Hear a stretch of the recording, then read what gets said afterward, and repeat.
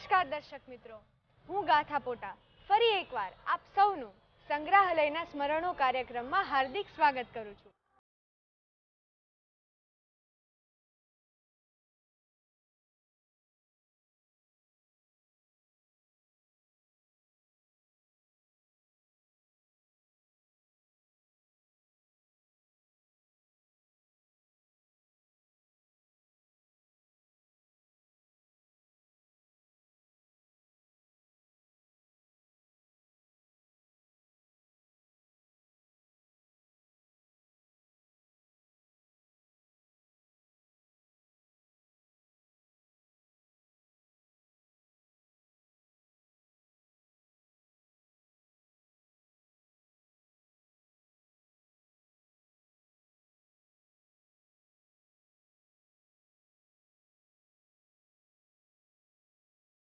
ગયા એપિસોડમાં આપણે ઘણું બધું જોયું વોટસન મ્યુઝિયમમાં, અને હજી બાકી છે તો ક્યાંય જતા નહીં.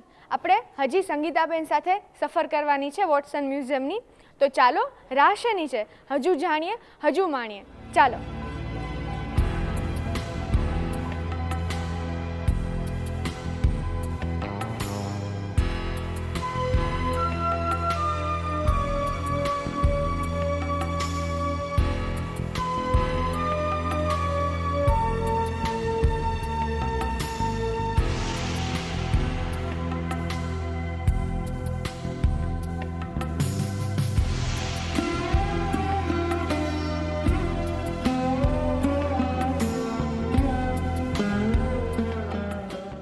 મિત્રો, આજે આપણે વોટસન મ્યુઝિયમમાં આવી પહોંચ્યા છીએ. તો વોટસન મ્યુઝિયમ વિશે તમામ પ્રકારની માહિતી પૂરી પાડવા માટે આપની સાથે આજે હાજર છે અહીંના ઇન્ચાર્જ એટલે કે સંગીતાબેન રામાનુજ. તો આવો તેમને મળીએ, તેમની સાથે વાતચીત કરીએ. સંગીતાબેન, તમારું સ્વાગત છે. સંગીતાબેન, આ વોટસન મ્યુઝિયમ છે એની સાથે તમે કેટલા ટાઈમથી જોડાયેલા છો? હું તો ઘણા વર્ષોથી અહીંયા જોડાયેલી છું, અને આ મ્યુઝિયમ તો 125 વર્ષ જૂનું છે. 1888માં સ્થાપના થયેલી. હવે આપણે અહીંયા રાજકોટમાં કાઠિયાળ એજન્સીની સ્થાપના થયેલી 1820ની આસપાસ. એટલે ત્યાર પછી રાજકોટનું મહત્વ ખૂબ વધ્યું, અને એ સમયે કર્નલ જ્હોન વોટસન કે જેઓ કાઠિયાળના પોલિટિકલ એજન્ટ તરીકે હતા 1886થી 1889 સુધી, અને તેઓને ઇતિહાસ અને પુરાતત્વમાં ખૂબ જ રસ હતો, અને પોતે સારા ઇતિહાસકાર પણ હતા. એમણે કાઠિયાવાડનો ઇતિહાસ આવરી લેતો ગ્રંથ લખેલો કાઠિયાવાડ સર્વ સંગ્રહ નામે, અને એમની પાસે પણ સારું એવું કલેક્શન હતું પુરાતત્વને લગતા નમૂનાઓ, જે એમણે આ મ્યુઝિયમમાં ભેટ આપેલા એમ. અને આ ઉપરાંત એમણે જુદા જુદા હોદ્દા ઉપર 25 વર્ષ સુધી કાઠિયાવાડ વિવિધ ક્ષેત્રે સેવાઓ આપેલી. એટલે એમની જે આ બધી સેવાઓ આપેલી ને બહુ સરસ એમ કે વહીવટ ચાલેલો, અને કામગીરી સારી થઈ, અને આમાં રસ પણ હતો ઇતિહાસમાં ને એમાં. એટલે આપણા એ સમયે કાઠિયાવાડના રાજાઓ, એમના મિત્રો, શુભેચ્છકો, શહેરીજનોએ પણ ફાળો આપ્યો, અને એમાંથી સર્વાનુમતે આ મ્યુઝિયમ બનાવ્યું. બરાબર. 1888માં. એટલે એમના નામ ઉપરથી વોટસન મ્યુઝિયમ નામ પડેલું છે. ઓકે. અને આ મ્યુઝિયમમાં ટોટલ વિભાગો કેટલા છે? મ્યુઝિયમમાં શરૂઆતમાં તો શું હતું કે જેમ જેમ નમૂના આવતા ગયા એ રીતે પ્રદર્શિત કરતા ગયા હતા, પરંતુ પછી એમ કે એક આધુનિક ઢબે એની પુનઃરચના કરવાનું કાર્ય કર્યું, કેમ કે પછી અલગ અલગ ગેલેરીઓ પાડી અને આખે એ રીતે પદ્ધતિસરનું મ્યુઝિયમ કર્યું. એટલે 1970માં એ ચાલુ કર્યું, અને વિવિધ ગેલેરીઓ બનાવાય, જેમાં શિલ્પ વિભાગ છે, શિલ્પ સ્થાપત્ય વિભાગ, શિલાલેખો, તામ્રપત્રો, પેઇન્ટિંગનો છે, યુરોપિયન આર્ટ વિભાગ છે, રીતના ઉપરના વિભાગમાં આપણે એમ્બ્રોઇડરી વિભાગ, બાળકોનો પ્રિય વિભાગ, પક્ષી વિભાગ પણ છે. એટલે આ રીતે અલગ અલગ વિભાગોમાં ડિવાઈડ કરેલો છે.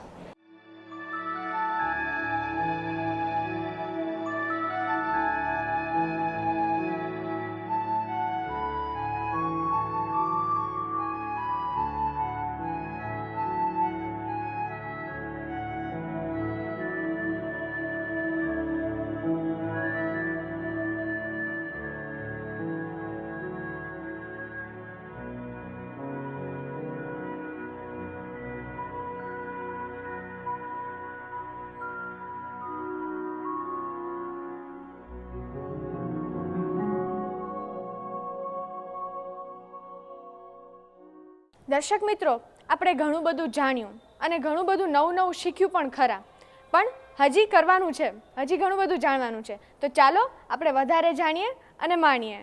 ચાલો. હવે આપણે અત્યારે અહીંયા શિલાલેખ વિભાગમાં છીએ, ઇન્સ્ક્રિપ્શન ગેલેરી, કે જેમાં ક્ષત્રપ કાળના અને સોલંકી પીરિયડના શિલાલેખો છે. અહીંયા જે ક્ષત્રપ કાળનો સૌથી અગત્યનો શિલાલેખ છે એમાં એની રાજવંશાવલી છે. સૌથી પહેલા જે હતા કે ચષ્ટન રાજા, ત્યાર પછી જયદામન, રુદ્રદામન, રુદ્રસેન, તો આખી એની વંશાવળી છે.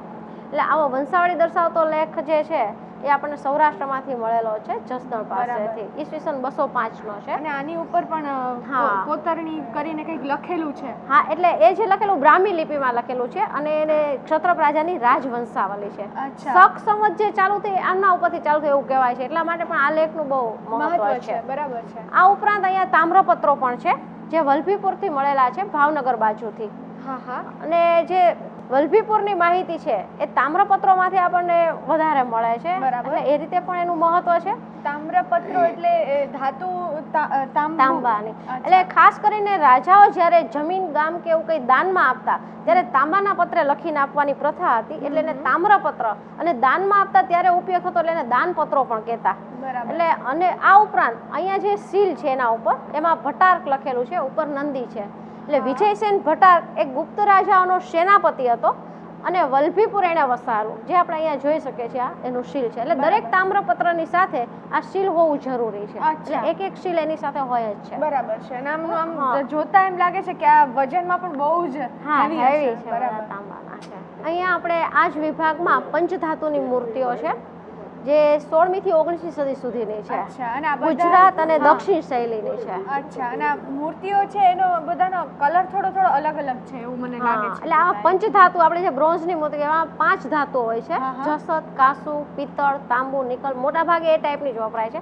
પણ એનું પ્રમાણ કેટલું હોય એ ફિક્સ નથી હોતું. એટલે અમુકમાં વધારે હોય, ઓછો. ધારો કે તાંબુ વધારે તો આપણને એ ટાઈપનો શેડ લાગે, પિત્તળ હોય બરાબર, પણ મોટા ભાગે પંચધાતુમાં આ રીતે હોય છે મૂર્તિઓ. બહુ સરસ બધી મૂર્તિઓ છે. અહીંયા પણ એ જ છે બંને સાઈડ. બરાબર. પંચધાતુના શિલ્પો. નવજાતિ વિભાગ છે જેમાં સૌરાષ્ટ્રનું આપણું લોકજીવન દેખાડતા રબારી, મેર, વાઘેર, ચારણ, આહિર, સથવારા એ બધી કોમના ડાયોરામાં છે. એટલે કે એમનો પહેરવેશ કેવો છે, ઘરેણા, મકાન, રહેણીકરણી, વ્યવસાય. હા, એટલે એના ઉપરથી એમ કે આપણી સંસ્કૃતિનો વિદેશીઓને પણ ખ્યાલ આવે. એ જીવન જીવતા તો એમાં કઈ કઈ વસ્તુઓનો ઉપયોગ કરતા એ બધું. અને આ ઉપરાંત આ જ વિભાગમાં આપણે અહીંયા ભરતકામના નમૂનાઓ છે. સૌરાષ્ટ્રનું ભરતકામ, જો કે ગુજરાત આખામાં ભરતકામના નમૂનાઓ જોવા મળે, પણ જે મોતીકામ છે એ સૌરાષ્ટ્ર અને કચ્છમાં જ વધારે થતું. અહીંયા આપણી પાસે એ પણ બહુ સરસ નમૂનાઓ છે. મોતીકામના ઝૂલો છે, ચાકડા છે કે તોરણ. અને આ ઉપરાંત જે ચાકડા, ચંદરવા, પછેત પાટી, જે આ બધા છે ચંદરવા ને બધા નમૂનાઓ એ પણ બહુ સરસ છે. એમાં કચ્છનું ભરતકામ ખૂબ જ સુંદર થતું. એટલે ઘરને એકદમ સજાવવાનું. હા, ઘરને સજાવટ માટે હોય કે પોતાના વસ્ત્રોમાં આવી ભરતકલાનો ઉપયોગ થતો, અને પાળેલા પશુઓના શણગાર પણ, અને સિંગરોટિયા, ઝૂલ, અને આ રીતે વિવિધ નમૂનાઓ તૈયાર થતા. સુંદર રીતે બનાવી શકાય છે. અહીંયા આપણે ગુજરાતની કાષ્ઠકલાના સુંદર નમૂનાઓ પ્રદર્શિત કરેલા છે, જેમાં આપણે જોઈએ છીએ કે વડોદરાના મંદિર છે તો એ દરવાજાના જે ઉપરને કમાનો છે, આ ઉપરાંત બહાર જે મકાનના છજ્જાઓ હોય એના જે બ્રેકેટ છે એ પણ છે.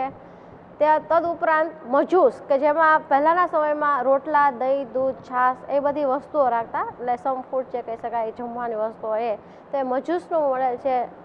ગાડાના નમૂનાઓ છે, એટલે બહુ સરસ નમૂનાઓ છે એ સમયના. એટલે 17મી થી 19મી સદી સુધીના છે બધા. આ ઉપરાંત આ જ વિભાગમાં અહીંયા સંગીતવાદ્યો છે.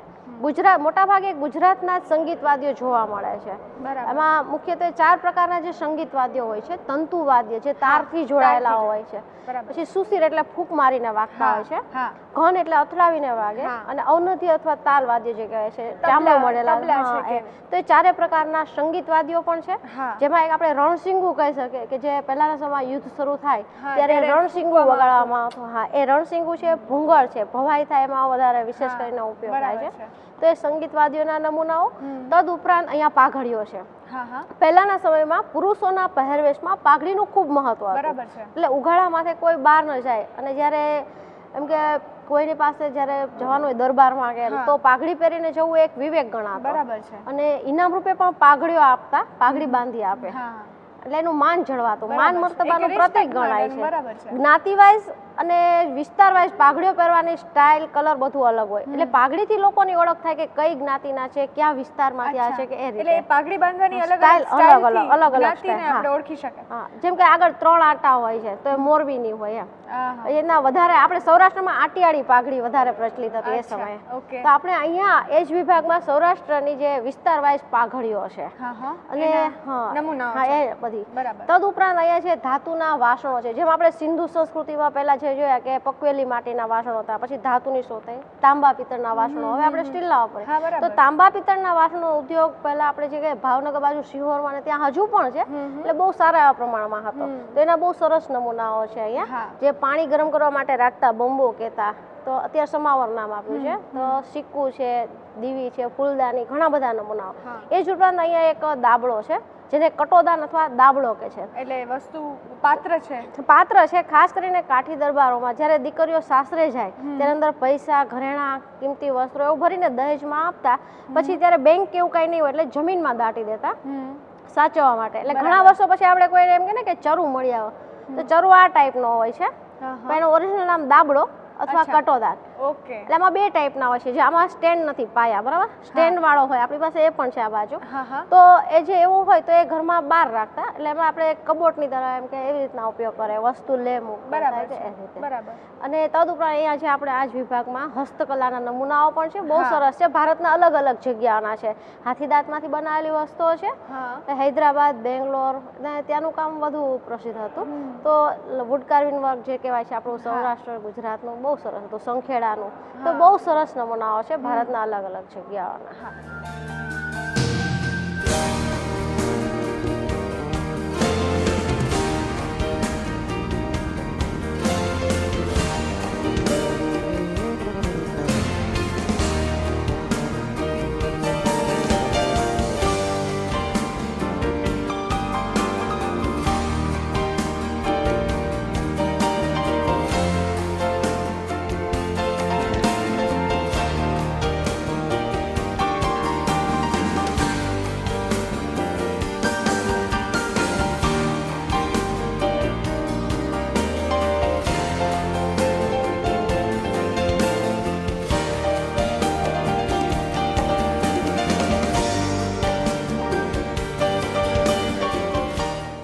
આપણે ભારતની ખનિજ સંપત્તિના નમૂનાઓ છે. જે મોટા ભાગના આપણે અહીંયા જ્યારે મ્યુઝિયમની શરૂઆત થઈ ત્યારે રોબર્ટ બ્રુસફૂટ કરીને હતા, એટલે એમણે આ ભેટ આપેલા છે બધા એ સમયે. બરાબર. એટલે વિદ્યાર્થીઓને અભ્યાસક્રમમાં પણ આવતું હોય છે. એટલે આ બધા જે મિનરલ્સ છે એને પ્રોસેસ થાય, જુદા જુદા ઉષ્ણતામાને ગરમ કરે એટલે અલગ અલગ ધાતુઓ પ્રાપ્ત થાય છે વૈજ્ઞાનિક ઢબે એના ઉપર. એટલે કે જેમ કે હિમેટાઇટ છે તો એમાંથી લોખંડ મળે, બોક્સાઇટ છે તો ટીન મળે, કે એ રીતે બધા અલગ અલગ છે. અહીંયા પણ છે જો અબરખનો છે, બરાબર, આ જે છે બરાબર. તો એ બધા શંખ જીરું જે કોસ્મેટિક વસ્તુ બનાવવા ઉપયોગમાં આવે છે. આદિમાનવ જે ઉપયોગમાં લેતા ચકમક જે કહેવાય, સ્પાર્ક કરતા, એ રીતનો છે. અને અહીંયા ફોસિલ્સ પણ છે, વનસ્પતિ અને પ્રાણીના. એટલે ઘણા વર્ષો સુધી પથ્થરની નીચે જે દટાઈ રહ્યા એની છાપ આવી જાય અથવા એનો આકાર એવો થઈ જાય છે, એના ફોસિલ્સ કહે છે. અહીંયા છે ને આ જે વનસ્પતિના છે, પ્રાણીના છે, તો એ બધા ફોસિલ્સ છે. બરાબર છે. એટલે આ નવીન વસ્તુ છે આ બધી. હા, અને સમુદ્રમાંથી મળતા હોય એવા પણ છે. એટલે બહુ મોટું કલેક્શન છે એ સમયનું બધું. અને આ ઉપરાંત જે આપણે અહીંયા જોઈએ છે બાંધકામમાં ઉપયોગમાં આવતા હોય કે જે એ ટાઈપના પણ છે, બેલાનો છે, ચૂનાનો પથ્થર છે, બોક્સાઇટ છે, એમાંથી ટીન મળે. તો કેલ્સાઇટનો છે, રેતીના નમૂનાઓ છે. તો અલગ અલગ પ્રકારના એ બધા છે. લિગ્નાઇટ તો એક પ્રકારનો હલકી પ્રકારનો એક કોલસો છે. હા, એટલે બધા ખનિજના નમૂના. તદુપરાંત આ જ વિભાગમાં ગાંધી કોર્નર છે.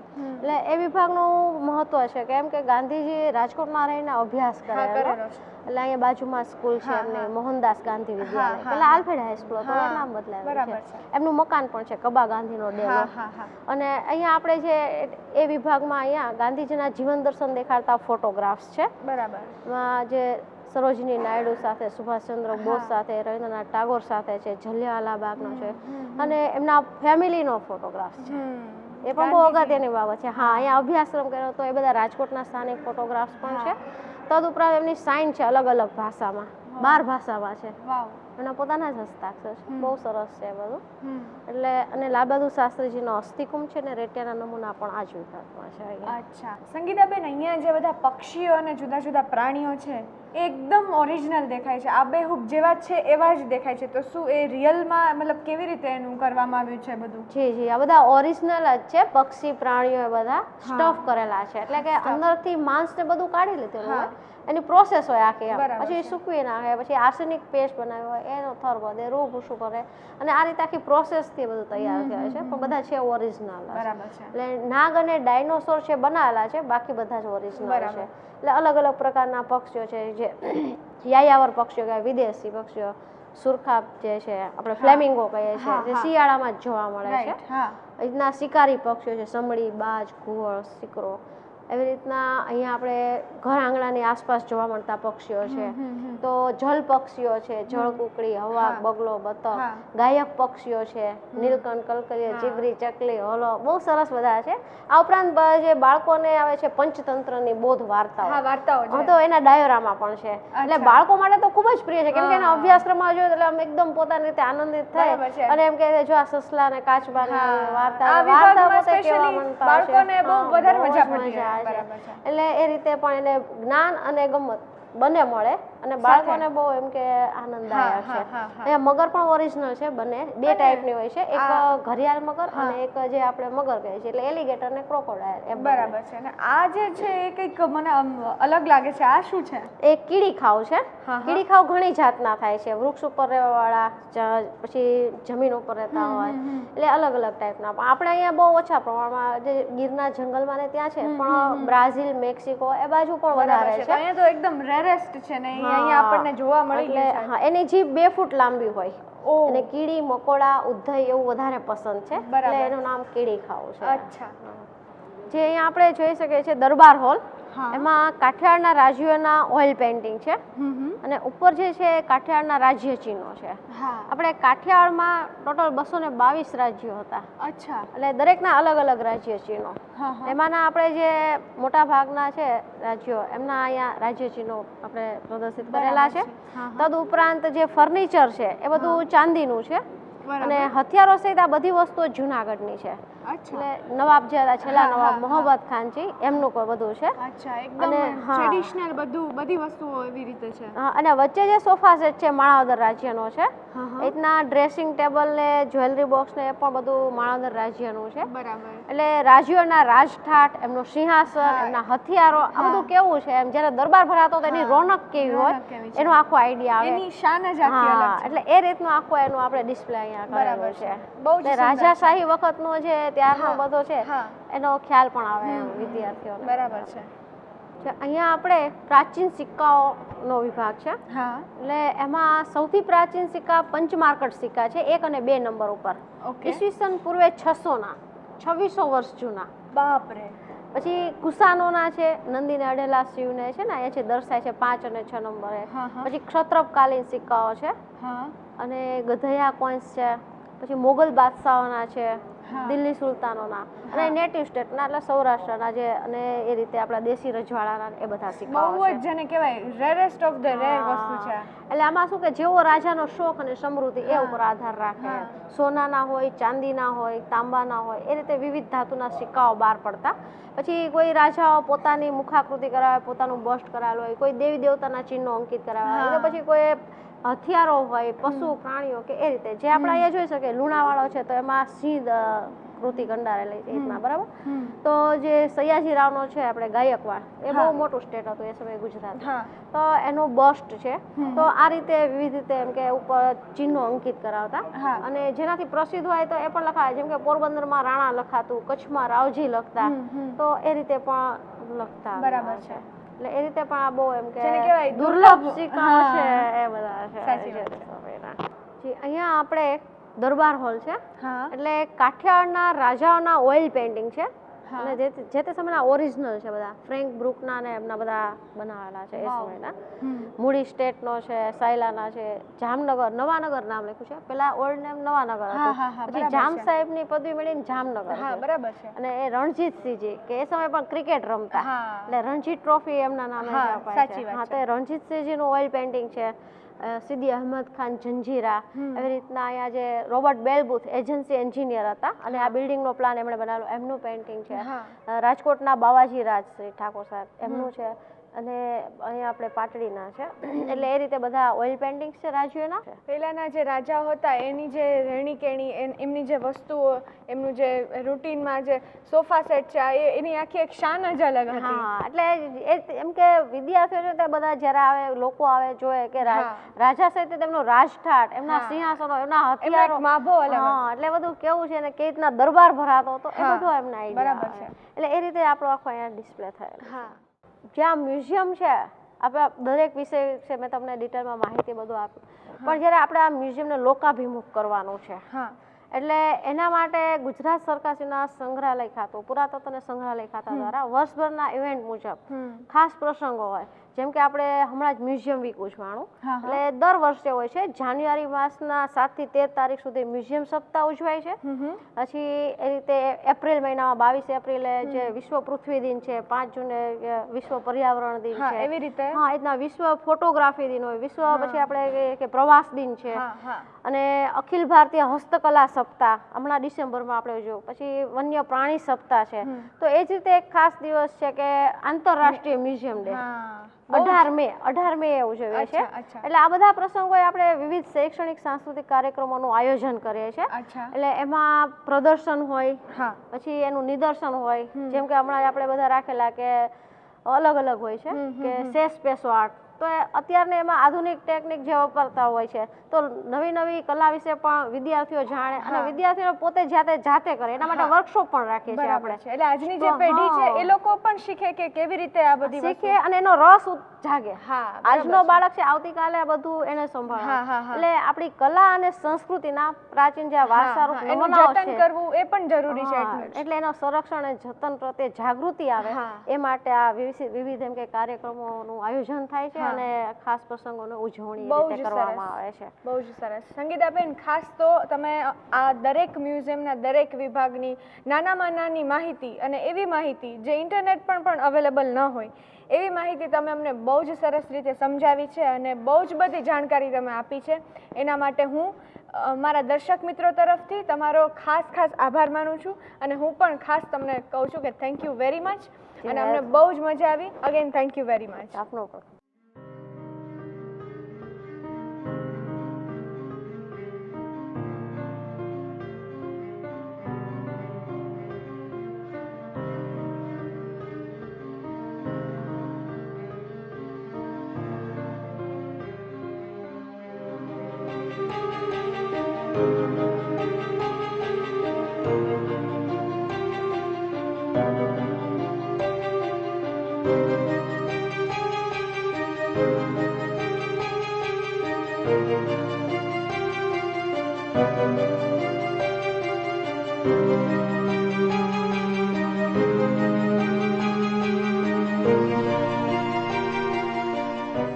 દર્શક મિત્રો, તો આ હતું રાજકોટ ખાતે આવેલું વોટસન મ્યુઝિયમ. મને ખ્યાલ છે તમને બહુ જ મજા આવી છે અને બહુ જ જે દુર્લભ માહિતીઓ છે આપણને આજે જાણવા મળી છે. અને આવી જ રીતે આપણે ફરી મળતા રહીશું. તમને કંઈ પણ વિચારો શેર કરવા હોય, કોઈ આવી નવી જગ્યા વિશે કંઈ પણ કહેવું હોય, તો તમે અમારો સંપર્ક જરૂરથી કરી શકો છો. તો ફરી મળીશું. ત્યાં સુધી સ્વસ્થ રહો, મસ્ત રહો. આવજો.